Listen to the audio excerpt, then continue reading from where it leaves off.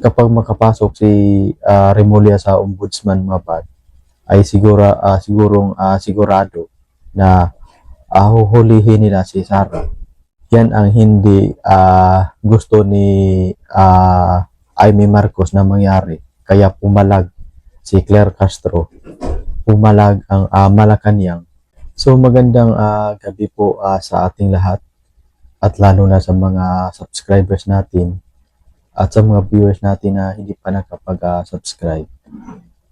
Paki-subscribe naman mga par, para palagi po kayong updated sa mga video reaction natin. So ngayon mga par, ang Malacanang ay pumalag ni Senator Amy Marcos mga par, kasi binuking ni Amy Marcos yung plano ni Boyeng Remulla kapag siya po ay makapasok bilang isang ombudsman, ay huhulihin po ni Remulla si VP Sara mga par, upang hindi makatakbo sa 2028. Alam niyo mga par, si Sara Duterte ay tinig po ito sa daan. Tinig sa daan po nila sa 2028 mga par. Kaya haharangin nila, huhulihin nila para makulong si Sara Duterte. At ang pamilyang Duterte mga par, ikukulong nila, at ang mga kaalyado ni Duterte, huhulihin din nila at ikukulong.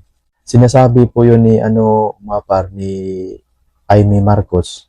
Sinasabi po yan ni Amy Marcos kapag si Remulla ay makapasok sa ombudsman, huhulihin nila si Sara upang hindi makatakbo sa 2028. Kasi mga par, si Sara Duterte ay malaking problema po sa kanila.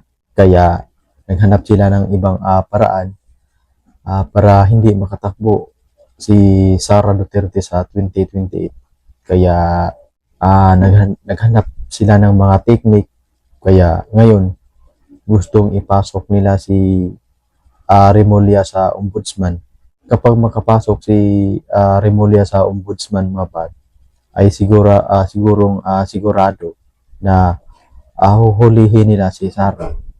Yan ang hindi gusto ni Amy Marcos na mangyari. Kaya pumalag si Claire Castro, pumalag ang Malacanang, dahil binuking ni Amy Marcos ang mga plano nila. So kapag ito ay mangyari mga par, na makapasok si Remulla sa ombudsman, at si Sara Duterte ay kanyang huhulihin, magkagulo ang Pilipinas mga par.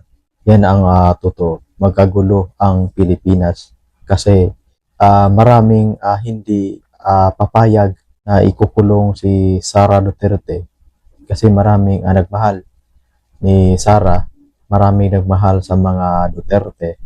Yan ang hindi gusto mangyari ng taong bayan. So maraming salamat mga par sa panunood po ninyo sa aming video. Paki-subscribe naman mga par, para palagi po kayong updated sa mga video reaction namin.